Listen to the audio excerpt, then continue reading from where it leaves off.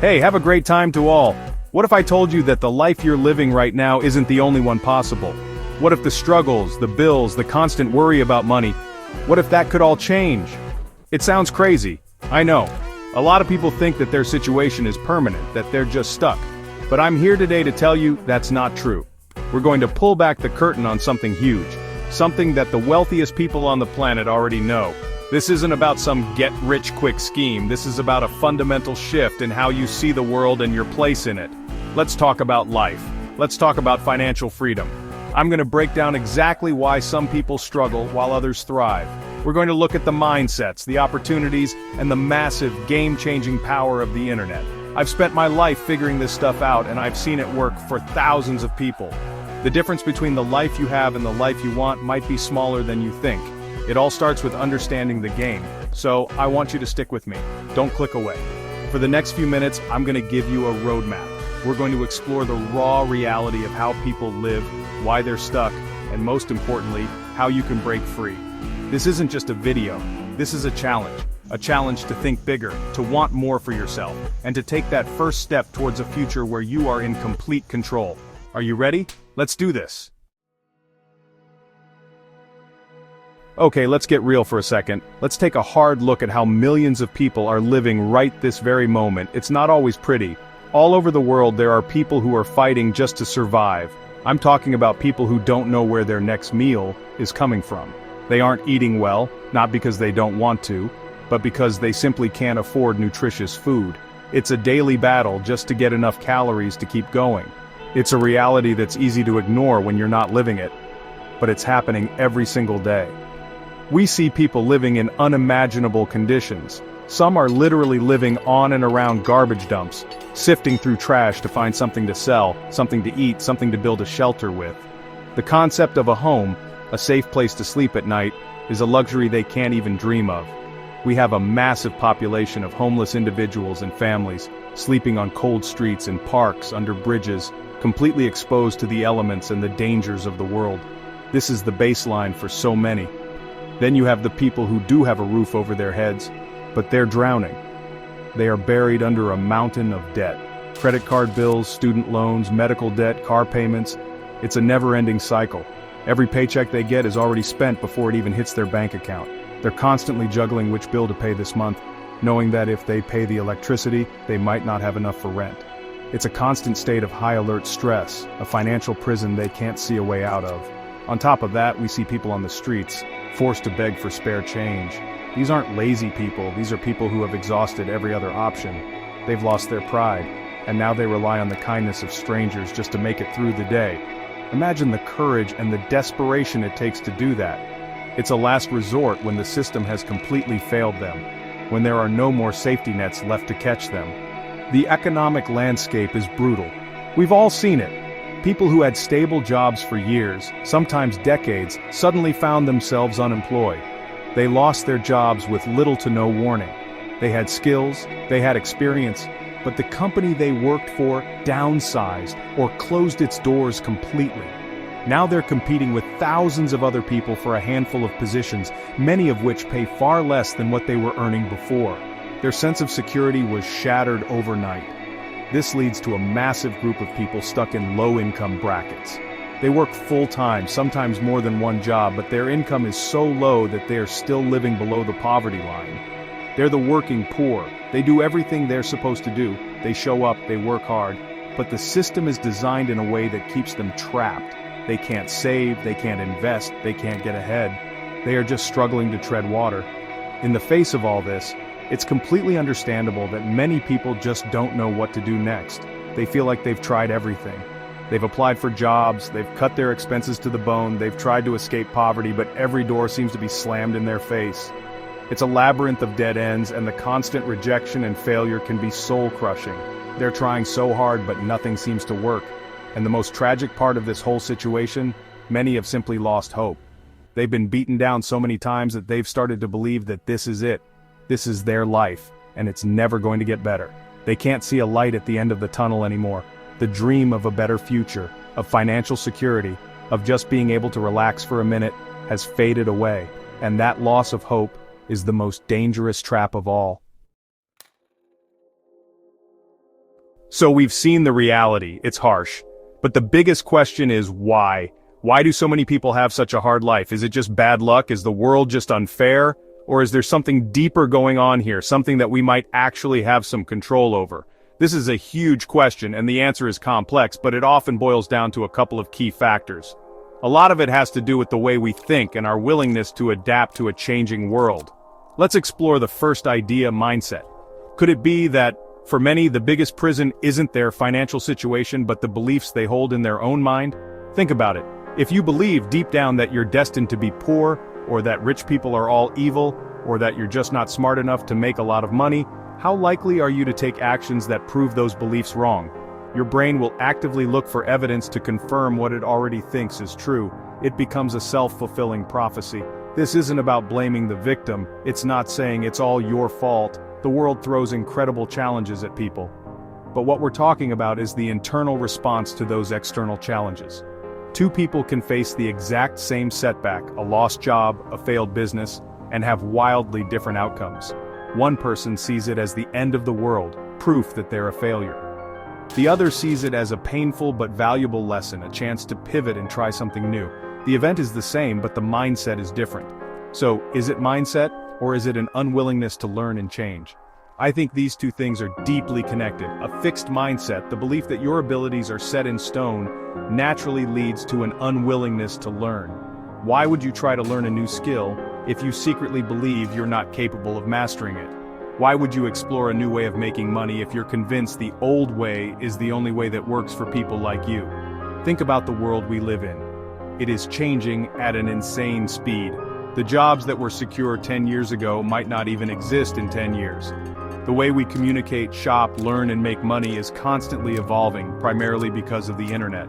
An unwillingness to learn and adapt in this environment is like trying to navigate a new city with an old, outdated map. You're going to get lost, you're going to get frustrated, and you're going to feel like the city itself is against you. So many people are clinging to old ideas about work and money. The idea that you go to school, get a safe job, work there for 40 years, and then retire with a pension. For the vast majority of people, that world is gone. It just doesn't exist anymore. The people who are struggling the most are often the ones who are most resistant to accepting this new reality. They're waiting for the old world to come back, but it's not going to. This brings us back to the core issue. Is it the circumstances or the reaction to the circumstances? While external factors create the initial problem, poverty, lack of opportunity, the perpetuation of that problem, the inability to escape it is often rooted in an internal state. It's a mindset that resists change, that fears the unknown, and that isn't open to learning a new way of doing things. It's a mental roadblock that's more powerful than any physical one. Ultimately, it's a combination of both. But here's the amazing part. You can't always control your external circumstances. You can't control the global economy or whether your company decides to downsize, but you have 100% control over your mindset. You have 100% control over your willingness to learn. And that is where your power lies. That is the key that can unlock the door no matter how dire your situation seems right now. It starts inside your own head. Alright, let's dive deeper into this idea of mindset because this is the absolute foundation for everything else. If you get this part wrong, nothing else matters. You can have the best opportunity in the world sitting right in front of you, and you'll walk right past it. So what are these limiting beliefs, these mental traps that keep people stuck? The first and biggest one is simply not being open-minded. People hear a new idea, especially about money, and their immediate reaction is, that's a scam, or that won't work, or that's not for me. They shut the door before they even peek through the keyhole. This leads directly to the next huge limiting belief, an unwillingness to change your financial beliefs. We all grow up with a certain money story. Maybe you were taught that money is the root of all evil, that you have to work incredibly hard for every single penny, or that wanting more money is greedy. These beliefs are programmed into us from a young age. Challenging them feels wrong, like you're betraying your upbringing. But if your current financial beliefs have led you to a place of struggle, you have to be willing to question them and adopt new ones. Then comes the fear. Oh, the fear is a big one. Specifically, being afraid to try new income sources. Your 9-to-5 job might not be great, but it's familiar. It's predictable. The idea of starting a side hustle, Learning to invest or trying an online business is terrifying because it's unknown. What if you fail? What if you lose money? What if people laugh at you? This fear of the unknown is a powerful paralyzing agent. It keeps people in jobs they hate because the fear of leaving is greater than the pain of staying. This fear of trying new things is closely related to the fear of starting a business. For many, the word business sounds like this huge, complicated and risky thing that only special people can do. They picture massive office buildings and hundreds of employees. They don't realize that a business can be as simple as selling products online from your bedroom. The fear of failure, of legal paperwork, of the responsibility, is so overwhelming that they never even take the first tiny step to explore the possibility. Here's a subtle one. Many people are simply not thinking about a better income. It's not even on their radar. They're so focused on surviving, on paying this month's bills, that they have no mental energy left to strategize for the future. Their thinking is purely defensive, how to not lose, rather than offensive, how to win. They're thinking about how to save $5 on groceries, not how to make an extra $500 a month. The big picture gets completely lost in the day-to-day struggle. Another major roadblock is an unwillingness to sacrifice. People say they want financial freedom, but they're not willing to give up their evenings watching Netflix to learn a new skill.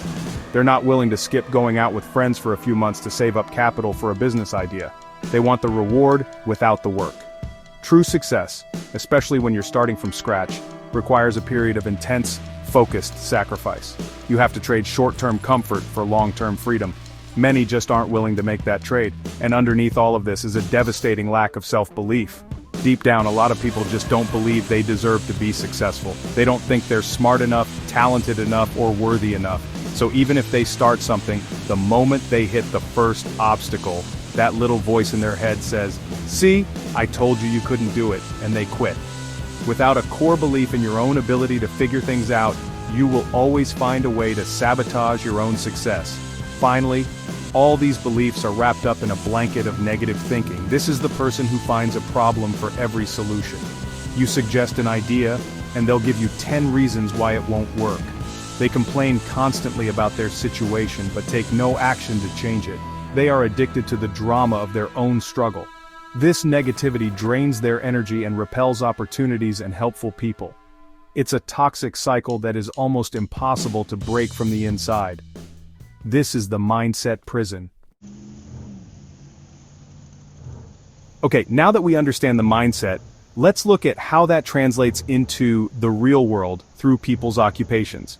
How you make money is a direct reflection of your beliefs about money. Let's break it down into different types. At the bottom of the ladder, you have traditional workers with low salaries. These are the people who trade their time for money, but the exchange rate is really bad. They work 40, 50, even 60 hours a week, but their paycheck is barely enough to cover the basics. These individuals are often stuck in a system that's designed to keep them there. They have a job, not a career. There's little to no room for advancement, and their wages don't keep up with the rising cost of living. They are a single unexpected expense, a car repair, a medical bill, away from a major financial crisis. They are working hard, but they're not working smart.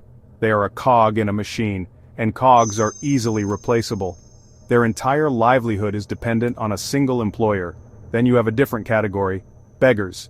These individuals aren't trading time for money in a traditional sense.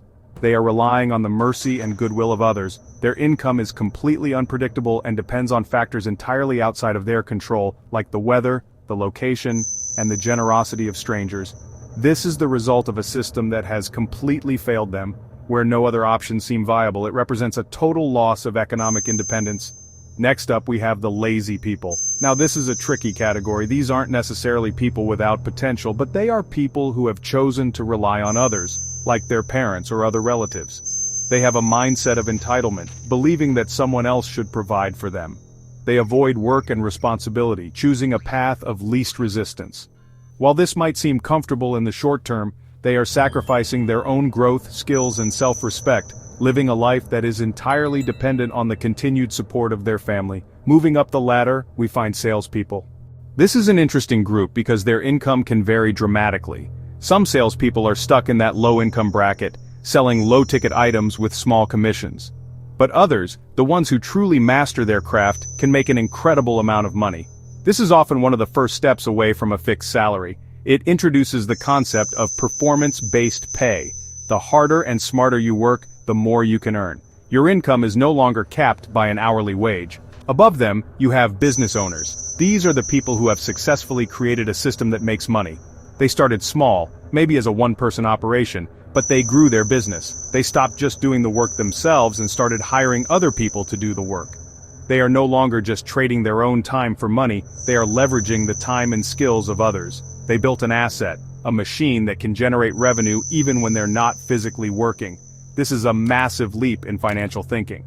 And at the very top of this ladder, you have the money investors. These are the people who have reached the ultimate stage of financial freedom. They no longer work for money at all. Instead, they make their money work for them. They use their capital, the profits from their businesses or their savings, to invest in other assets like stocks, real estate, or other businesses. Their money is like an army of tiny employees, going out into the world and making more money 24/7, without them needing to do anything. This is the progression.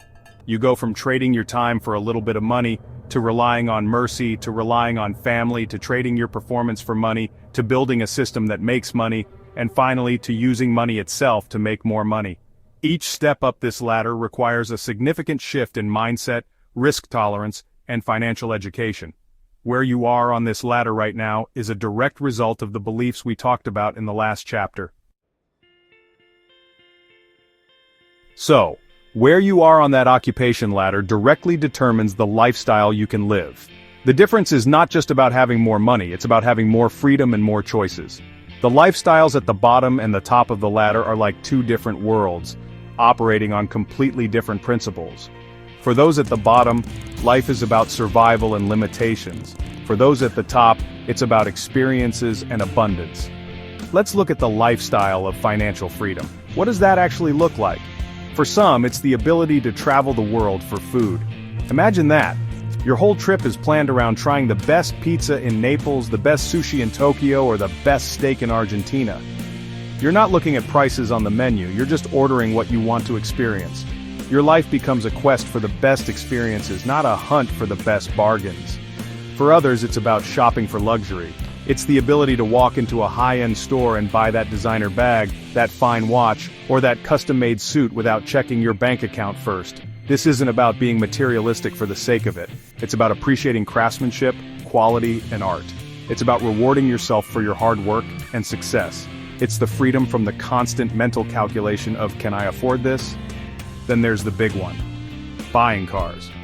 We're not just talking about a reliable vehicle to get from point A to point B. We're talking about dream cars. The high-performance sports car you had a poster of on your wall as a kid. The ultra-luxury sedan that feels like a private jet on wheels. The freedom to have a collection of cars for different moods and occasions. For many, this is the ultimate symbol that they've made it. It's a tangible, powerful expression of their success. Beyond material things, financial freedom buys you incredible experiences. It's the ability to go sightseeing on a whim. To wake up one morning and decide you want to see the pyramids in Egypt or hike the Inca Trail to Machu Picchu, and then just book the tickets and go. It's not about a once-a-year, 2-week vacation that you have to save for all year. It's about integrating world exploration into the fabric of your life. It's also about investing in yourself. This means having the time and resources to go to wellness centers and spas, to focus on your health, not just when you're sick, but proactively, to get massages, work with personal trainers, eat organic food prepared by chefs, and practice mindfulness and meditation in serene environments. It's the luxury of being able to prioritize your physical and mental well-being above all else, which in turn gives you more energy to enjoy your life. In stark contrast, the lifestyle for those at the bottom of the ladder is defined by what they can't do. Travel is a dream, maybe a trip to a nearby city if they're lucky. Shopping is done at discount stores, always looking for the cheapest option, not the best quality. A car is often an old, unreliable vehicle that is a constant source of stress and expensive repairs. Sightseeing is what you see on TV, and wellness is an unaffordable luxury. They can only afford to deal with sickness. The point here is to illustrate the massive gap in the quality of life. It's not just about rich versus poor, it's about a life of proactive choices versus a life of reactive necessities. It's about freedom versus constraint. The lifestyle you live is a direct consequence of your income and your mindset. And the amazing thing is, By changing your mindset and your occupation, you can change your lifestyle. You can move from one world to the other. It should be incredibly clear by now that life is not the same for everyone. We live on the same planet, in the same cities, but we are living completely different realities. The experience of a person struggling to pay rent and the experience of a person deciding which country to visit next are fundamentally different. So why is this? Why is there such a massive gap? It all comes down to a simple but powerful truth. People have different beliefs and principles, and those differences create different outcomes. This is the core reason why there are both rich and poor people in the world. It's not a predetermined fate. It's not encoded in your DNA. It is a result of the internal software, the belief system, that you are running. The world presents everyone with a set of circumstances, but how we interpret and act upon those circumstances is governed by our internal principles. A person who believes that the world is full of opportunity will see opportunities everywhere. A person who believes the world is stacked against them will only see obstacles. Let's take the principle of risk. A poor mindset sees risk as something to be avoided at all costs. Don't start a business, you might fail. Don't invest in the stock market, you might lose your money. Don't take that commission-only job, you might not make any sales. The primary goal is the preservation of what little they have. A wealthy mindset, however, understands that risk is a necessary component of growth. They see calculated risk, not as a threat, but as an opportunity. They ask, what's the potential upside, not just what's the potential downside? Consider the principle of education. A struggling mindset often believes that education ends when you finish school. They stop actively learning. A successful mindset believes that education is a lifelong process. They are constantly reading books, taking courses, attending seminars, and learning from mentors. They know that the more they learn, the more they can earn. They invest in their own knowledge because they know it's the asset with the highest return. Think about the principle of time. A poor mindset trades time for money and often sees free time as a time for passive entertainment or rest. A wealthy mindset understands that time is more valuable than money.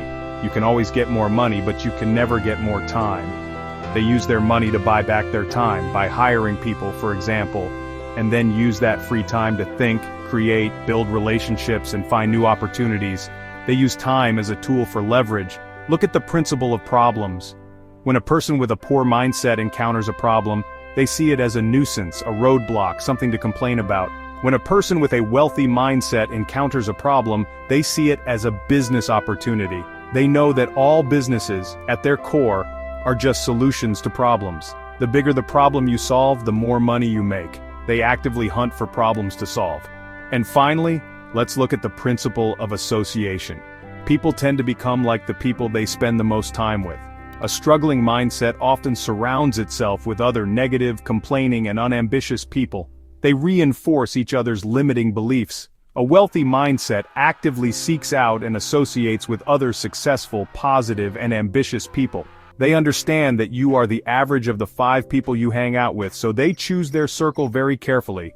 These are not small differences. These are fundamental, deep-seated principles that guide every decision a person makes. It's the compounding effect of thousands of these small decisions made day after day that creates the massive gap between the rich and the poor. It's not about luck, it's about having a different operating system. And the good news is you can choose to update your operating system at any time.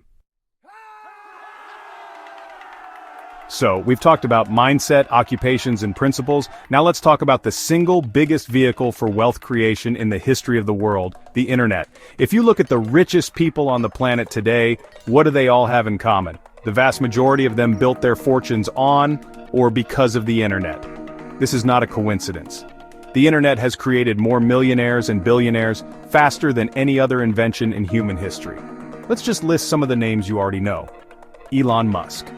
Yes, he builds rockets and electric cars, but a huge part of his initial success came from PayPal, an internet payment company. His current companies rely heavily on software and global connectivity. He is fundamentally an internet and technology entrepreneur. He saw the power of connecting the world digitally and leveraged it to an unbelievable degree. Then you have Jeff Bezos. He literally started Amazon as an online bookstore out of his garage. He saw that the internet could be used as the ultimate storefront. With unlimited shelf space and a global customer base, he used the internet to completely revolutionize the entire retail industry. He is, without a doubt, one of the greatest pioneers of e-commerce and internet business. His entire fortune is built on this digital foundation. What about Google? Sergey Brin and Larry Page. They were two PhD students at Stanford who figured out a better way to organize the world's information and make it accessible online.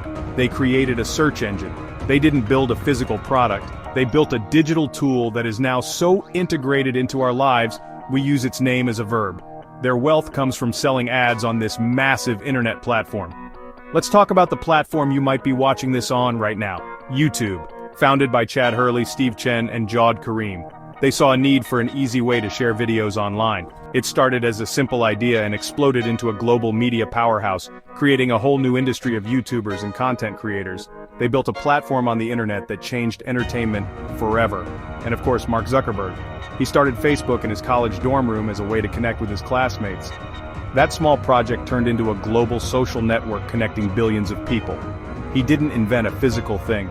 He created a digital space for people to interact. His entire empire is built on the network effect of the internet, connecting people and selling targeted advertising. Even the old guard like Bill Gates built his fortune on the software that runs the computers that connect to the internet. And look at the giants in other parts of the world. Ma Huateng, founder of Tencent in China, with its super app WeChat. Jack Ma, founder of Alibaba, the Amazon of China. All of these titans of industry have one thing in common: they harness the power of the internet to build their empires. But here's the most important part of this entire video. It's not just about these famous billionaires. For every single one of them, there are millions of other regular people who are making incredible money online. People running e-commerce stores, social media marketing agencies, creating content, teaching courses, freelancing, affiliate marketing. The list of opportunities is practically endless. The internet is the great equalizer. You don't need a fancy degree or a rich family to get started. You just need a laptop, an internet connection, and the right mindset. So what does all this mean for you? It means that the life you dream of, the financial freedom we've been talking about, is more possible today than ever before. It's not some fantasy reserved for a lucky few. The richest people in the world have shown us the blueprint. They use the internet to solve problems and create value, and they were rewarded for it on a massive scale. But you don't need to be the next Elon Musk or Jeff Bezos to change your life. You just need to take a piece of that enormous pie. You can also make money on the internet if you want. It's right there, waiting for you. You can start a business from your kitchen table with a global reach. You can learn any skill you want for free on platforms like YouTube. You can connect with mentors and customers all over the world. The barriers to entry have never been lower. The only thing standing in your way is that old mindset, those limiting beliefs we talked about, the fear, the doubt, the unwillingness to learn. This is your moment to decide. You can continue down the same path, hoping things will magically get better, or you can make a choice right now to change your trajectory, to adopt a new mindset, to learn a new skill, and to take advantage of the single biggest opportunity in human history. The choice is yours. Start learning, start trying, start building. Your future self will thank you for it. The journey to financial freedom starts with a single step. Take it.